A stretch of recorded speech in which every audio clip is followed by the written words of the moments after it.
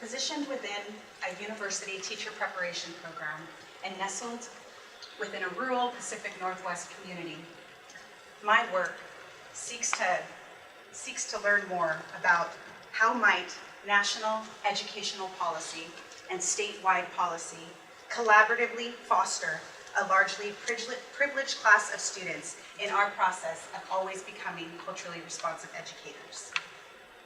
The depth of this overarching question demands a qualitative research design, as it is deeply rooted in a Chicana feminist, anti-racist, decolonial, methodological, and epistemological understanding.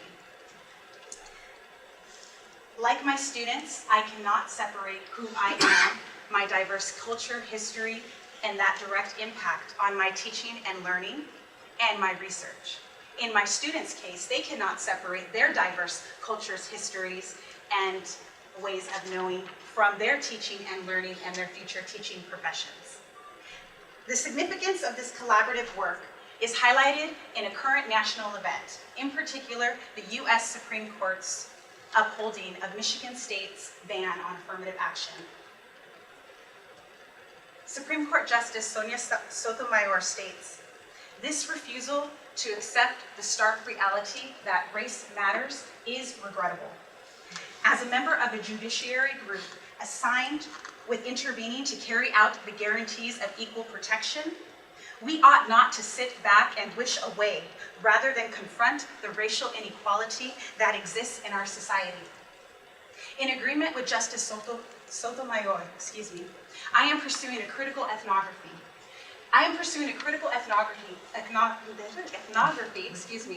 To strive to understand how these statewide and national conversations of educational policies, particularly the opportunity gap in our schools, formerly known as the achievement gap, how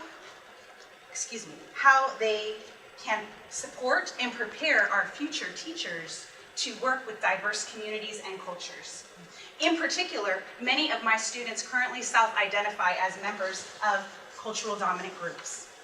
Guiding questions and dilemmas for this study: how do we provide meaningful and authentic engagement with diverse communities and cultures for our students to learn from their students?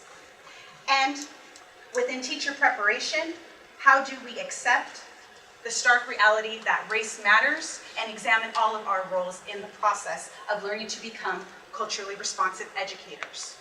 Furthermore, how do we cultivate, plant, sustain, and embolden our future teachers in their steadfast commitment to learn from their students, their communities, and cultures in the classroom?